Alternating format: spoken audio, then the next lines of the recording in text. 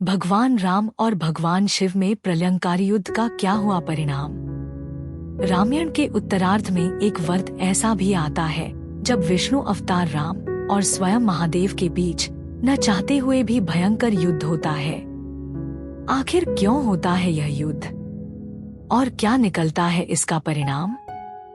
जानने के लिए सुनते हैं ये कहानी। बात उन दिनों की है जब श्री राम का अश्वमेध यज्ञ चल रहा था। श्री राम के अनुज शत्रुघ्न के नेतृत्व में असंख्य वीरों की सेना सारे प्रदेश को विजित करती जा रही थी।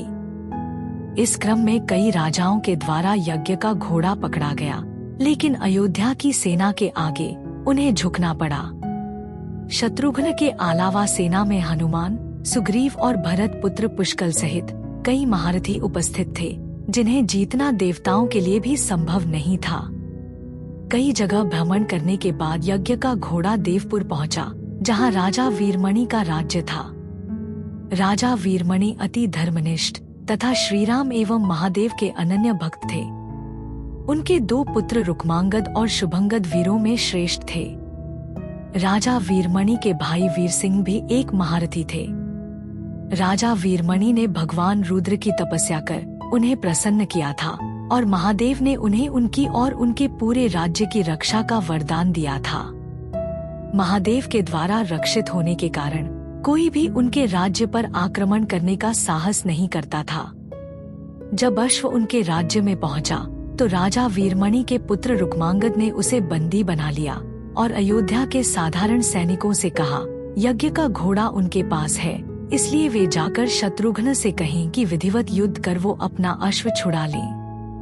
जब रुक्मांगद ने ये सूचना अपने पिता को दी तो वो बड़े चिंतित हुए और अपने पुत्र से कहा कि अनजाने में तुमने श्रीराम के यज्ञ का घोड़ा पकड़ लिया है। श्रीराम हमारे मित्र हैं और उनसे शत्रुता करने का कोई औचित्य नहीं है, इसलिए तुम यज्ञ का घोड़ा वापस लौटा आओ।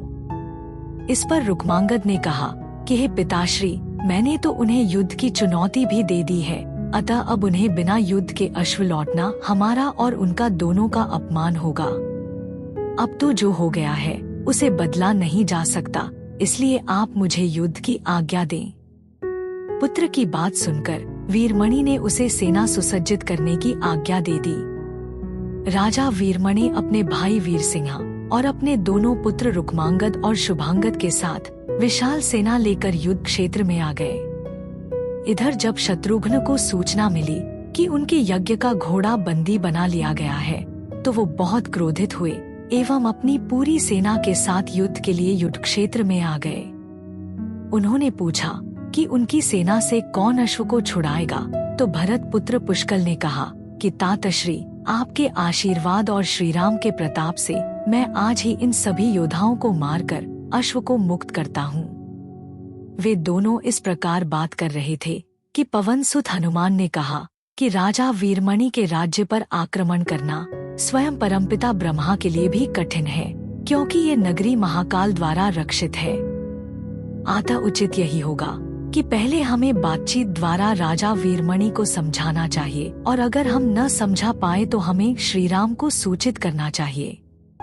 राजा वीरमणि श्रीराम का बहुत आदर करते हैं, इसलिए वे उनकी बात नहीं टाल पाएंगे। हनुमान की बात सुनकर शत्रुघ्न बोले कि हमारे रहते अगर श्रीराम को युद्ध भूमि में आना पड़े, ये हमारे लिए अत्यंत लज्जा की बात है। अब जो भी हो हमें युद्ध तो करना ही पड़ेगा। ये कहकर वे सेना सहित युद्ध भूमि में पहुंच गए। भयानक युद्ध छिड़ गया। भरत पुत्र पुष्कल सीधा जाकर राजा वीरमणि से भिड़ गया। दोनों अतुलनीय वीर थे। वे दोनों तरह तरह के शास्त्रार्थों का प्रयोग करते हुए युद्ध करने लगे। हनुमान राजा वीरमणि के भाई महापराक्रमी वीर सिंह से युद्ध करने लगे। रुक्मांगद और शुभांगद ने शत्रुघ्न पर धावा बोल दिया। पुष्कल और वीरमणि में बड़ा घमासान युद्ध हुआ। अंत में पुष्कल ने वीरमणि पर 8 नाराज बाणों से वार किया। इस वार को राजा वीरमणि सह नहीं पाए और मूर्छित होकर अपने रथ पर गिर पड़े। वीर सिंह ने हनुमान पर कई अस्त्रों का प्रयोग किया पर उन्हें कोई हानि न पहुंचा सके। हनुमान ने एक विकट पेड़ से वीर सिंह पर वार किया। इससे वीर सिंह रक्तवमन करते हुए मूर्छित हो गए। उधर श्री शत्रुघ्न और राजा वीरमणि के पुत्रों में असाधारण युद्ध चल रहा था। अंत में कोई चारा न देखकर शत्रुघ्न ने दोनों भाइयों को नागपाश में बांध लिया। अपनी विजय देखकर शत्रुघ्न की सेना के सभी वीर सिंहनाद करने लगे। उधर राजा वीरमणि की मूर्छा दूर हुई तो उन्होंने देखा कि उनकी सेना हार के कगार पर है। ये देखकर उन्होंने भगवान रुद्र का स्मरण किया। महादेव ने अपने भक्त को मुसीबत में जानकर वीरभद्र के नेतृत्व में नंदी, भृंगी सहित सारे गणों को युद्ध क्षेत्र में भेज दिया। महाकाल के सारे अनुचर उनकी जय जयकार करते हुए अयोध्या की सेना पर टूट पड़े। शत्रुघ्न, हनुमान और बाकी योद्धाओं को लगा कि जैसे प्रलय आ गया हो। जब उन्होंने भयानक मुख वाले रुद्रावतार वीरभद्र, नंदी, भृंगी सहित महादेव की सेना देखी तो सारे सैनिक भय से कांप उठे। शत्रुघ्न ने हनुमान से कहा कि जिस वीरभद्र ने बात ही बात में दक्ष प्रजापति का मस्तक काट डाला था और जो तेज और समता में स्वयं महाकाल के समान है, उसे युद्ध में कैसे हराया जा सकता है। ये सुनकर पुष्कल ने कहा कि हे तातश्री, आप दुखी मत हो। अब तो जो भी हो हमें युद्ध तो करना ही पड़ेगा। ये कहता हुए पुष्कल वीरभद्र से, हनुमान नंदी से और शत्रुघ्न भृंगी से जा भिड़े। पुष्कल ने अपने सारे दिव्यास्त्रों का प्रयोग वीरभद्र पर कर दिया, लेकिन वीरभद्र ने बात ही बात में उसे काट दिया। उन्होंने पुष्कल से कहा कि हे बालक, अभी तुम्हारी आयु मृत्यु को प्राप्त होने की नहीं हुई है, इसलिए युद्ध क्षेत्र से हट जाओ। उसी समय पुष्कल ने वीरभद्र पर शक्ति से प्रहार किया, जो सीधे उनके मर्मस्थान पर जाकर लगा। इसके बाद वीरभद्र ने क्रोध से थर्राते हुए एक त्रिशूल से पुष्कल का मस्तक काट लिया और भयानक सिंहनाद किया। उधर भृंगी आदि गणों ने शत्रुघ्न पर भयानक आक्रमण कर दिया। अंत में भृंगी ने महादेव के दिए पाश में शत्रुघ्न को बांध दिया। हनुमान अपनी पूरी शक्ति से नंदी से युद्ध कर रहे थे। उन दोनों ने ऐसा युद्ध किया जैसा पहले किसी ने नहीं किया था। दोनों श्रीराम के भक्त थे और महादेव के तेज से उत्पन्न हुए थे। काफी देर लड़ने के बाद कोई और उपाय न देखकर नंदी ने शिवास्त्र के प्रयोग कर हनुमान को पराभूत कर दिया।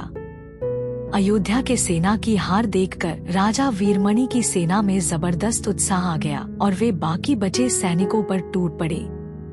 ये देख हनुमान ने शत्रुघ्न से कहा कि मैंने आपसे पहले ही कहा था कि ये नगरी महाकाल द्वारा रक्षित है, लेकिन आपने मेरी बात नहीं मानी।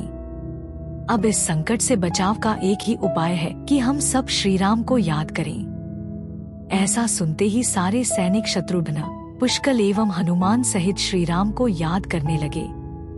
अपने भक्तों की पुकार सुनकर श्रीराम तत्काल ही लक्ष्मण और भरत के साथ वहां आ गए। अपने प्रभु को आया देख सभी हर्षित हो गए एवं सबको ये विश्वास हो गया कि अब हमारी विजय निश्चित है। श्री राम के आने पर जैसे पूरी सेना में प्राण का संचार हो गया।